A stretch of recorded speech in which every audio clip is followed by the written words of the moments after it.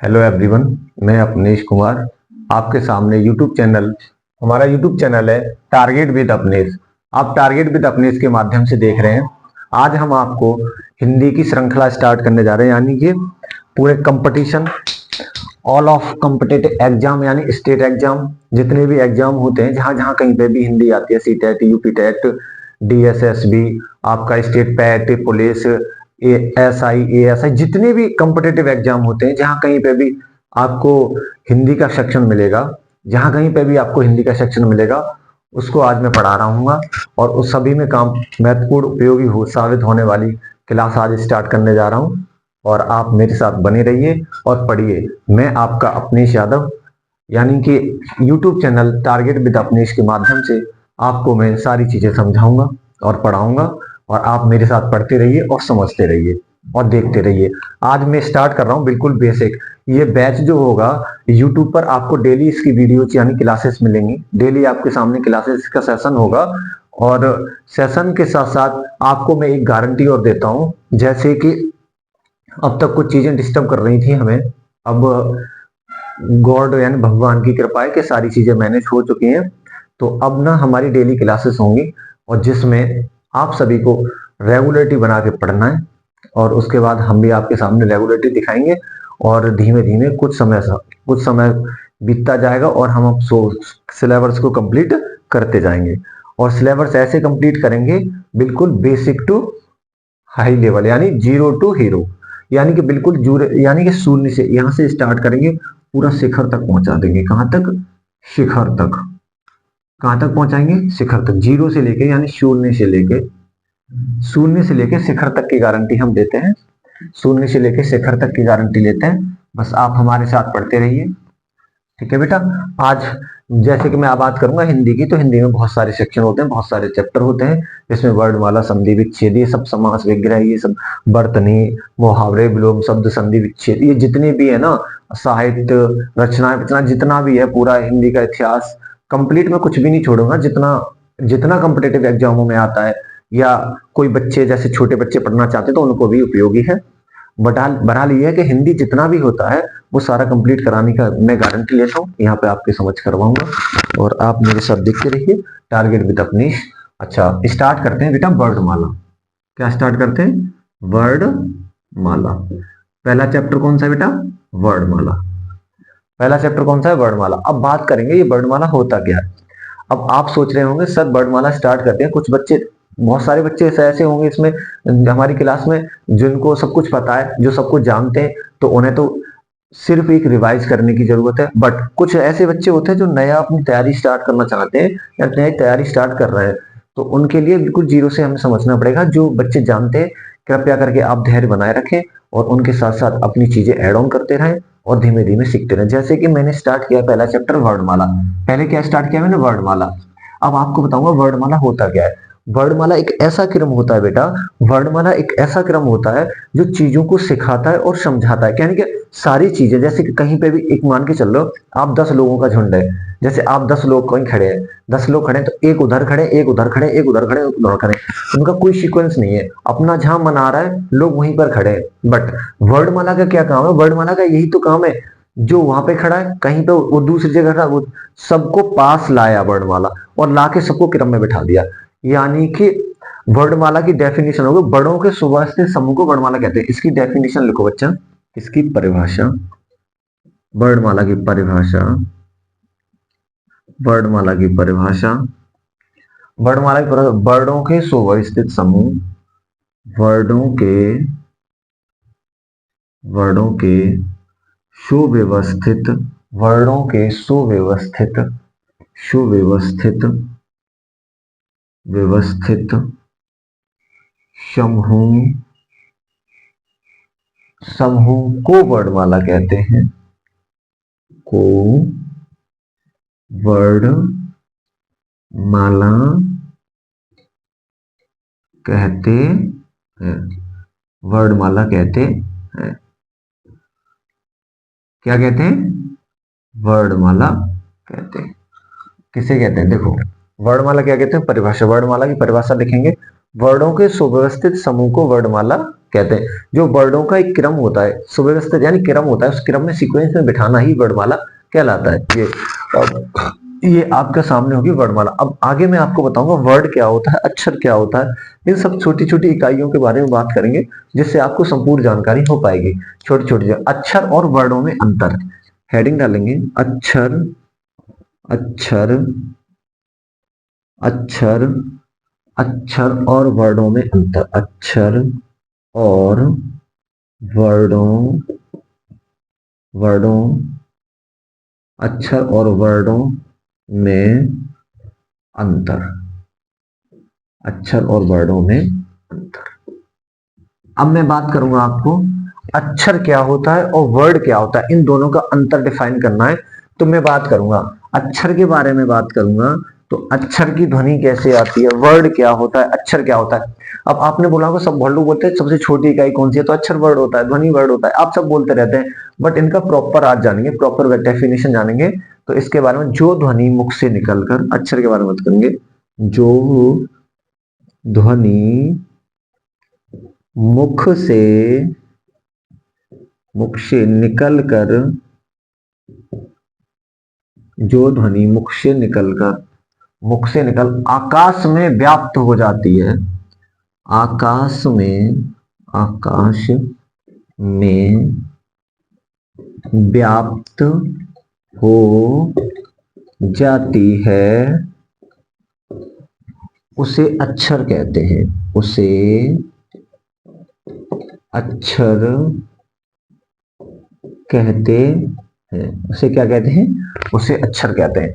जो ध्वनि, कहने का मतलब अक्षर की बात करूंगा, जो ध्वनि मुख से निकली या वायु निकली और वो आकाश में व्याप्त हो गई, उसे ही अक्षर कहते हैं। ठीक है, जैसे कि मैंने बोला अभी, जैसे मैंने अभी नाम लिया, जैसे मेरी क्लास में बच्चा देख रहा है आकाश, मैंने बोला आकाश, तो मेरे मुख से निकला आकाश, आकाश ने सुना और लोगों ने सुना, बट वो कहाँ गायब हो गया, उसका कोई प्रूफ नहीं है, द्वारा आपने बोला, आपने क्या बोला, तो कोई रिकॉर्ड नहीं बेटा।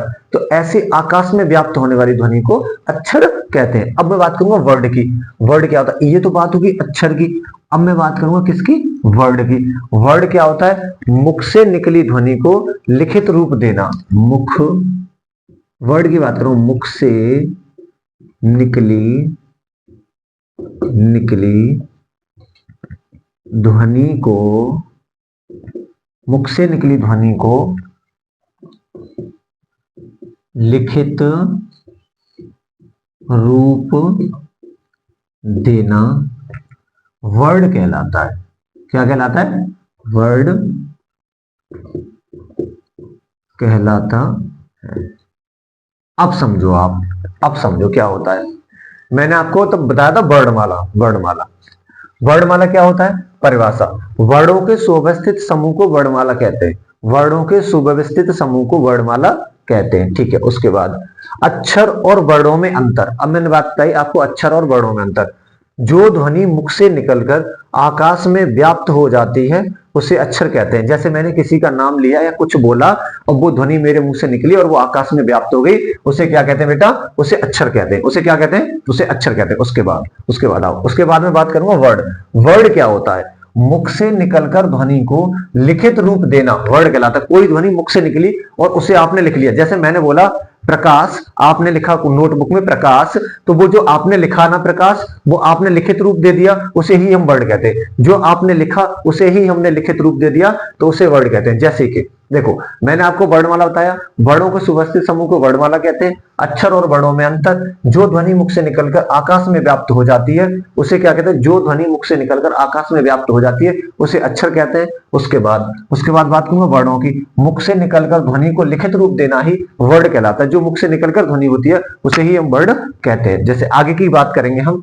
अच्छा, आगे इसी में दिखते हैं, नोट डाउन करते हैं, जैसे शायद बोर्ड छोटा ना पड़ जाए। अच्छा, एक मिनट, यहाँ लिख लो, यहाँ लिख लो, आप समझ सकते हैं, आप समझ सकते हैं, यहाँ लिख लो, इसमें लिख लो। अब मैं इसकी बात करूंगा, अब मैं इसकी दो इकाई है इनकी बात करूंगा। भाषा की, नंबर एक, भाषा की सबसे छोटी लिखित इकाई, भाषा की सबसे छोटी लिखित लिखित इकाई, जो लिखित इकाई है उसे कहते हैं वर्ड। भाषा की सबसे छोटी लिखित इकाई क्या कहलाती है? वर्ड। अच्छा, भाषा की सबसे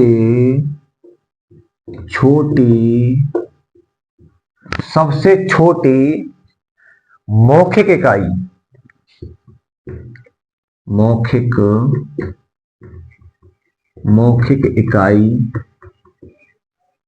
इकाई क्या कहलाती है? ध्वनि। क्या कहलाती है? ध्वनि। क्या कहलाती है? ध्वनि। जैसे कि मैंने आपको यही तो बताया था, अक्षर और वर्ड का जब अंतर बताया, अक्षर और वर्ड का जब मैंने अंतर बताया था आपको, तो यही बोला था जो हमारे मुख से निकला और वो ध्वनि व्याप्त हो गई तो उसे कहते हैं ध्वनि, और जिसे हमने मुख से निकाला और हमने लिखित रूप दे दिया तो उसे कहते हैं वर्ड। और इसी का मतलब होता है लिखित भाषा की सबसे छोटी इकाई वर्ड है, मौखिक भाषा की सबसे छोटी इकाई ध्वनि है। आया समझ में? ठीक है, आया होगा। अब आगे की बात करते हैं हम, आगे की।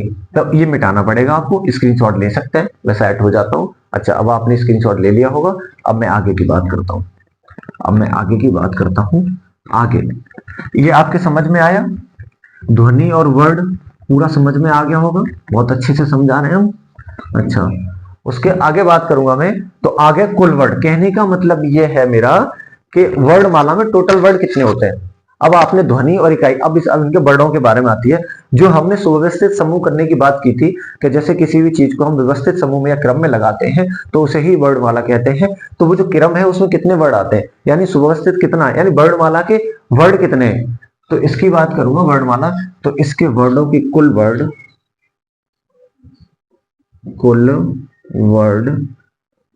होते हैं 52, यानी 52।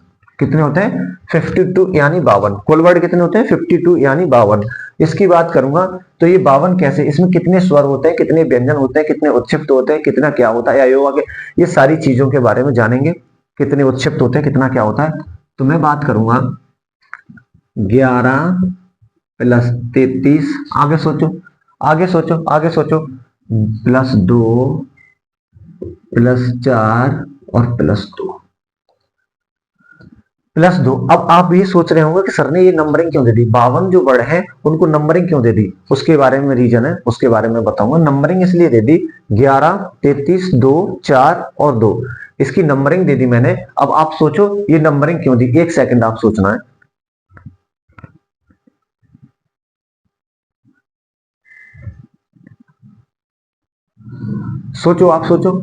आप सोचो। अच्छा, इसके बारे में अब आपने कुछ बहुत कुछ समझ रखा होगा, सोच रखा होगा, इसके बारे में थोड़ा सा डिफाइन करूंगा। 11 ये क्या है बेटा? स्वर। ये 11 क्या है? स्वर। ये क्या है? व्यंजन। ये क्या है? ये क्या है मुझे बताओ? अयोग वहा।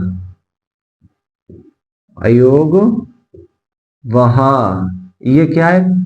संयुक्त व्यंजन।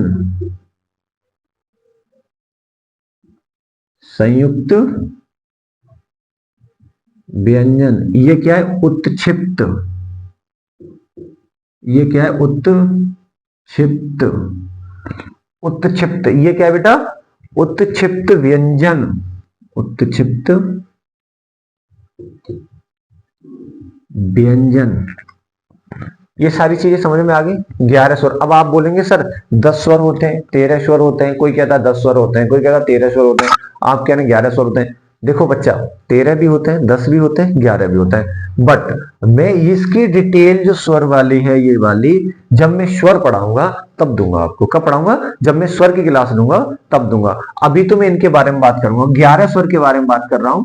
तो स्वर 11 स्वर कौन कौन से होते हैं? अ आ ए ई ओ ओ ए ए, कितने हो गए? 2, 4, 6, 8।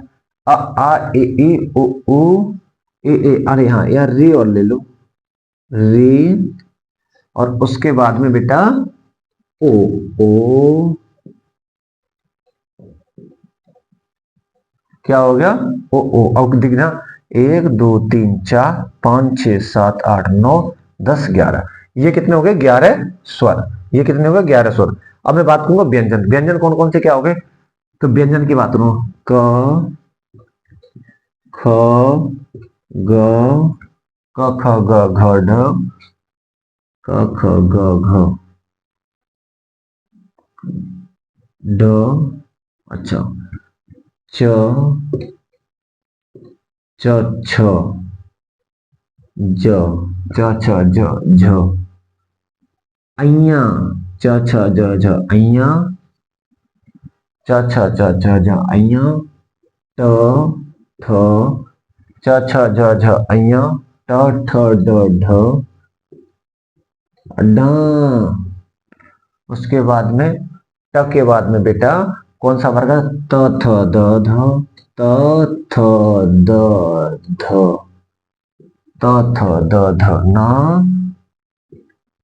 त थ द ध न। उसके बाद में प फ ब भ म, और उसके बाद में नीचे कटना जाए, य र ल व श स स और ह। ये क्या है? व्यंजन। ये क्या है? व्यंजन। 33 व्यंजन की बात की थी, 33 व्यंजन, 11 स्वर। अब बात करें अयोगवाह क्या होता है? अयोगवाह होता है अंग अंग। ये क्या होता है? अयोगवाह, अंग अंग। संयुक्त व्यंजन क्या होता है? संयुक्त व्यंजन क्षेत्र ज्ञान क्षेत्र क्षेत्र ज्ञान और रे, क्षेत्र ज्ञान रे। और उत्क्षिप्त वर्ण क्या होता है? उत्क्षिप्त वर्ण क्या होता है? तो उत्क्षिप्त वर्ण होता है ड और ढ, ड और ढ, ड और ढ। देखो इसका अब मैं आपको बता रहा हूं कितने वर्णमाला में टोटल वर्ड कितने होते हैं। वर्णमाला में टोटल वर्ड कितने होते हैं? 52, 52। वर्णमाला में टोटल वर्ड कितने होते हैं? 52 यानी 52। अच्छा, उनको 52 को हमने कैसे कैसे डिफाइन किया? इसमें 52 में टोटल आ गए, उत्क्षिप्त आ गए, संयोग योग भी आ गया, संयुक्त व्यंजन भी आ गया, और स्वर भी आ गए, व्यंजन भी आ गए। अब हमसे ये पूछा जाएगा कि इसमें कितने स्वर हैं, कितने व्यंजन है, कितने क्या है। तो उसके लिए हमको इन 52 वर्णों को अलग कर दिया। हमने 52 वर्णों को अलग कर दिया। इसको अलग किया तो कैसे? 11 स्वर, 33 व्यंजन, 2 अयोगवाह, 4 संयुक्त व्यंजन, 2 उत्क्षिप्त वर्ण। अब मैं बात करूंगा 11 अ आ ई उ ऊ री ए ओ ओ। ये क्या हो गया बेटा? ये हो गए आपके स्वर। कितने? 11। अब 13 10 वाला कहानी जब हम स्वर पढ़ाएंगे तब बताएंगे। 33 व्यंजन क ख ग घ ढ च छ ज झ व ट ठ ड ढ ढ ण त थ द ध न प फ ब भ म य र ल व श स ह स ह स स स ह। ये सब क्या है? व्यंजन। अब अयोगवाह की बात करूंगा तो अंग अंग, छोटी अंग यानी बड़ी अंग, ये क्या हो गया? अयोगवाह। अब मैं बात करूंगा संयुक्त व्यंजन क्षेत्र ज्ञा री। अब इनका भी खंड होता है। छह किससे बनता है बेटा? क प्लस, छह किससे बनता है? क प्लस स से। ठीक है। अच्छा, त्र किससे बनता है? त प्लस र से। ज्ञा किससे बनता है? ज्ञा किससे बनता है? ज्ञा किससे बनता है? ज प्लस अइया से। और री किससे बनता है? अब सोचो, एक आध मिनट तो सोच सकते हो आप। री किससे बनता है? श और र से। देखो इस पे भी आधा और ये भी आधा, ये भी आधा। अब देखो ये जो है संयुक्त व्यंजन 4 होते हैं। संयुक्त व्यंजन कितने होते हैं? 4। छे तर ज्ञा री। जो 6 है वो क प्लस स से बनता है, त्र त और र से बनता है, ज्ञा जो है ज और वहां से बनता है, री जो है स और र से बनता है। कहने का मतलब ये है कि हम इनको बनाने से पहले इनका प्रयोग करते हैं। कहने का मतलब यह है कि इसमें ये चीजें निहित है, ये चीजें मिक्स है, ये चीजें इसमें मिक्स है, ये चीजें लुप्त रहती हैं, यानी छुपी हुई रहती हैं, ये चीजें आपको दिखाई देती हैं और बट ये इनका समाहित इसी में है। ठीक है, दूसरी बात, अब आगे मैं बात करूंगा ये क्या चीज है। ये हमने नीचे लगाया हलंत, इसका मतलब क्या है, ये मैं आपको आने वाली अभी 2-4 मिनट में ही बता दूंगा, 2-4 मिनट में ही बता दूंगा। अब आप एक बार समझे रफली, और समझने के बाद आप स्क्रीनशॉट ले लिए होंगे। अच्छा, उसके बाद बात करूँ वर्णमाला। वर्णमाला की ध्वनि वर्ड सब बता चुका हूं मैं आपको। उसके बाद वर्णमाला में कितने वर्ड होते हैं, 52 होते हैं। 11 स्वर, 11 स्वर, अ ई उ ए अंगुर ये वह 33 व्यंजन होते हैं, ये आपके सामने साड़ी है। अयोगवा 2 होते हैं, ये आपके सामने। 4 संयुक्त व्यंजन होते हैं, ये आपके सामने। और उच्छिष्ट वर्ड 2 होते हैं, ये आपके सामने। ठीक है, अब आगे की बात करूंगा मैं। आगे आगे क्या है, आगे की बात करूंगा, तो आप मेरे साथ देखते रहिए। आगे की मैं बात करूंगा, आप मेरे साथ देखते रहिए। अब आगे मैं इनको मिटा सकता हूं, हाँ चलो मिटाना ही पड़ेगा, मजबूरी है। अब आगे बस आप पढ़ते रहिए और हमारे चैनल को like and share and subscribe करते रहिए, जिससे कि हमें मोटिवेशन मिलता है। उसे केंद्रीय निकाय, आगे आगे क्वेश्चन, एक हेडिंग बेटा, एक पॉइंट है, केंद्रीय केंद्रीय हिंदी निदेशालय, हिंदी निदेशालय, केंद्रीय हिंदी निदेशालय निदेशालय ने केंद्रीय हिंदी निदेशालय ने 1983 में 1983 में केंद्रीय हिंदी निदेशालय ने 1983 में देवनागरी लिपि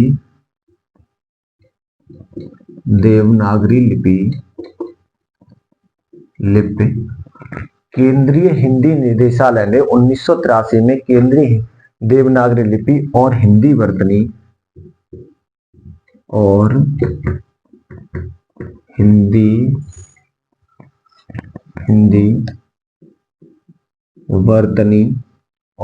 वर्तनी का मानकीकरण जारी किया,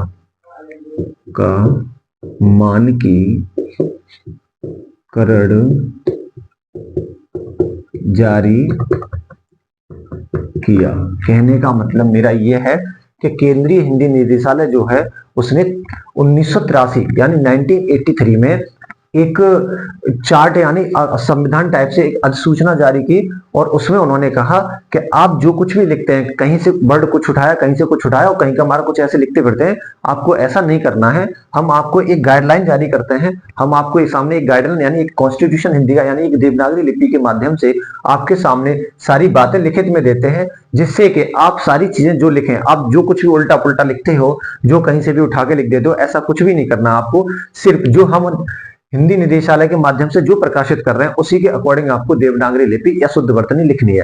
तो उसके लिए ये 1983 में एक गाइडलाइन आई। उसके बाद तुरंत हमने क्या किया, फिर सारी चीजें सीक्वेंस में लिखना स्टार्ट कर दी।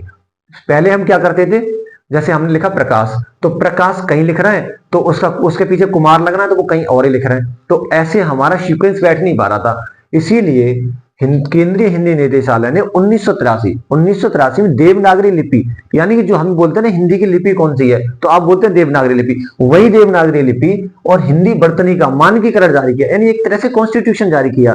और उन्होंने गाइडलाइन दे दी कि इस गाइडलाइन के अकॉर्डिंग ही आपको लिखना है, इससे बाहर जाएंगे तो अब आपकी टेंशन है। जैसे कि उसमें अंक भी निर्धारित किए कि अंतरराष्ट्रीय अंक ये होंगे और उसके बावजूद देवनागरी लिपि के अंक ये होंगे।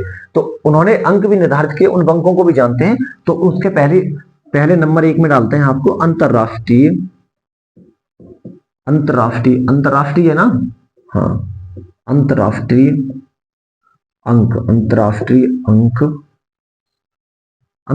अंक की बात करूंगा मैं, तो अंतरराष्ट्रीय अंक में 1 2 3 4 5 6 7 8 9 और 10 ये चीजें स्टार्ट की अंतरराष्ट्रीय अंकों में ये। अब देवनागरी अंक क्या होता है, अंतरराष्ट्रीय में तो ये स्टार्ट कर दिया, उसके बाद में देवनागरी अंक, देवनागरी अंक देवनागरी अंक में 1 ऐसे लिखा, 2 ऐसे, 3 ऐसे, 4 को ऐसे, 4 ऐसे, 5 6 7 और 8 और 9 और 10, ये अंक देवनागरी लिपि में निर्धारित किए गए। बट उसके बाद में लिपि के बारे में जानो। लिपि की बात करेंगे, किसी भाषा को लिखने का तरीका। लिपि कहने का मतलब यह है कि केंद्रीय निदेशालय ने जो लिपि आपके सामने मानकीकरण लिपि का दिया था, उसने क्या बोला था उसमें, उसके बारे में जान करेंगे। किसी भाषा को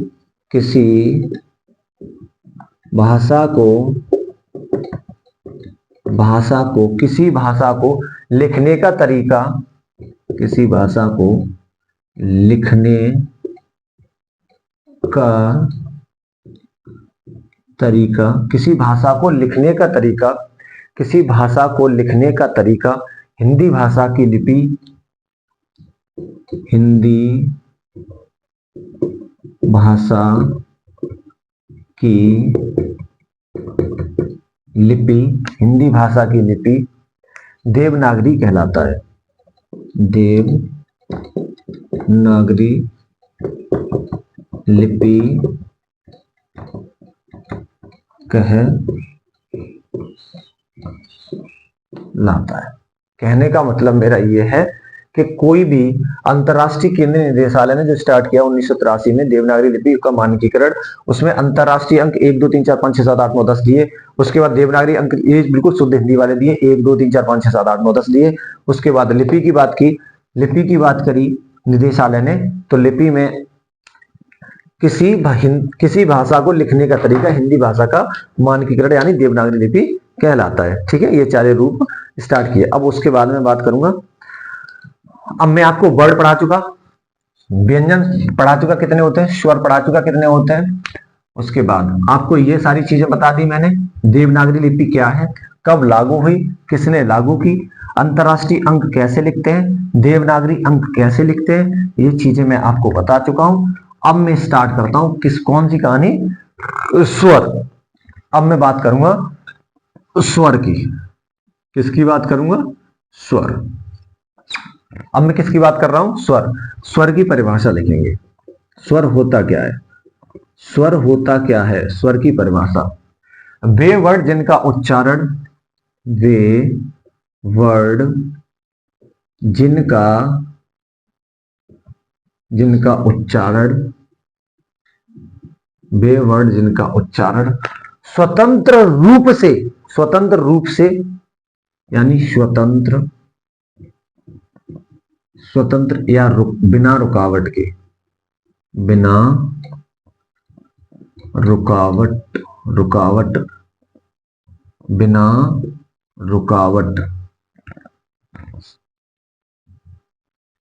रुकावट रूप से किया जाता है,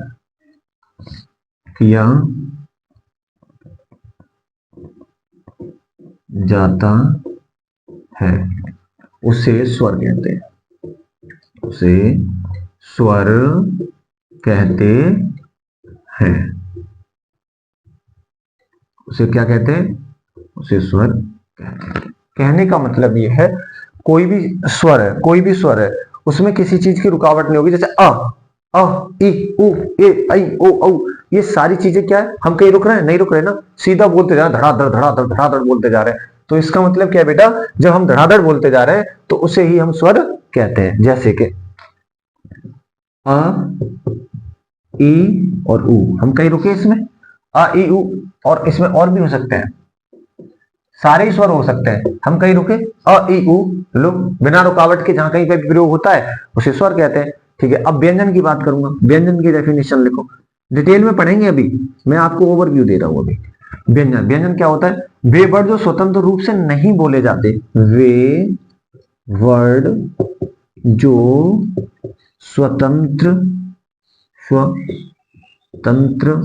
रूप से नहीं बोले जाते जाते उन्हें व्यंजन कहते हैं। उन्हें व्यंजन व्यंजन कहते, उन्हें हम क्या कहते हैं? व्यंजन कहते हैं। उन्हें हम व्यंजन कहते हैं।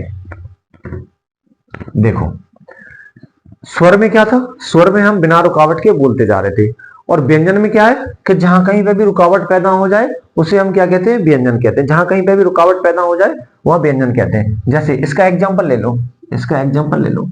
एग्जांपल की बात करूंगा, क, ख, ग, घ, ऐसे व्यंजन कोई सा भी ले सकते हैं। अब इसमें आपने देखा कि इसमें क्या छुपा हुआ है बेटा?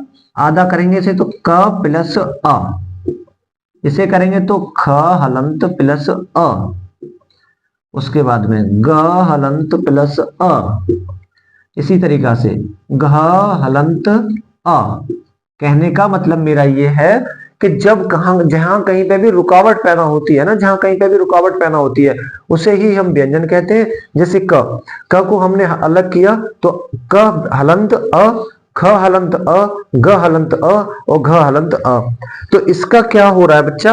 इसका क्या हो रहा है कि इसमें रुकावट पैदा हो रही है, और इसमें ये आ छुपा हुआ है। हर एक प्रत्येक व्यंजन में अछुपा हुआ होता है, और अछुपा हुआ होने के कारण उसे हम स्वतंत्र नहीं बोल सकते। स्वतंत्र नहीं बोल सकते, यही फंडा मैन है। ठीक है। उसके बाद यदि हलंत लगा है तो इसका मिटाते हैं, ऊपर ये स्वर मिटा देते हैं।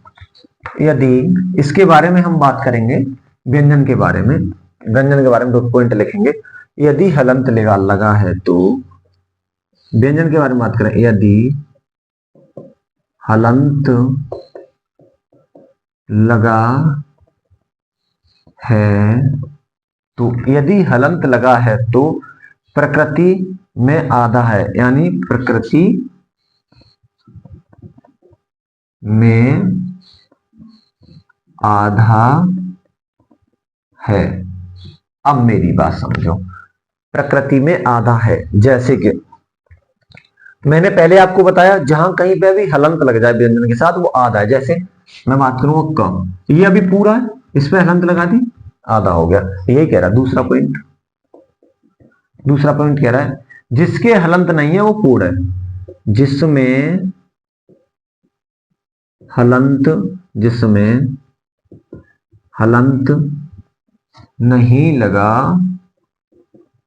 वही पूर्ण व्यंजन है। जैसे क, इस पे हलंत ही नहीं है, इस पे हलंत ही नहीं है तो ये पूर्ण। ठीक है। इस पे हलंत नहीं है तो क्या है ये पूर्ण। ठीक है। जैसे कि अब मैं इसके बारे में बात करूंगा, वे वर्ड जो स्वतंत्र रूप से नहीं बोले जाते उन्हें व्यंजन कहते हैं। जैसे क ख च छ ज ट ठ ड ड ड, कुछ भी हो सकता है, तो उनमें क छुपा हुआ होता है इसलिए पूर्ण नहीं है, तो वो पूर्ण व्यंजन नहीं बोले जाएंगे। उसके बाद में वर्ड की बात करूंगा, यदि हलंत लगा है तो प्रकृति में आधा है क, जिसमें हलंत नहीं लगा है वो पूर्ण है। अब इसके बाद में इसके वर्ड विच्छेद और करो, इसके क्या करो? वर्ड विच्छेद। जैसे वर्ड विच्छेद का मतलब ये होता है इसे अलग करके और तोड़ो, और देखो 2-3 बार इसे। वर्ड विच्छेद, व्यंजन के वर्ड विच्छेद कैसे कहते हैं? वर्ड विच्छेद। वर्ड विच्छेद व्यंजन के कैसे किए जाते हैं ये और करो। विच्छेद, वर्ड विच्छेद की बात करूंगा मैं, तो वर्ड विच्छेद जैसे मैं बात करूंगा आपको, हम लेके चलते हैं ख का लेके चलो, ख, खा, खे, खी, खू, खू, उसके बाद में खे, खे, खो, खो। अब मैं बात करूंगा इनका वर्ड विच्छेद। इसमें क्या है बेटा? इसमें क्या छुपा हुआ है? ख हलंत प्लस अ। इसमें क्या छुपा हुआ? ख हलंत प्लस बड़ा। इसमें क्या है? ख हलंत छोटी ई। इसमें क्या है, ख हलंत प्लस बड़ी ई। इसमें क्या है, ख हलंत प्लस छोटा ऊ। इसमें क्या है, ख हलंत प्लस बड़ा ऊ।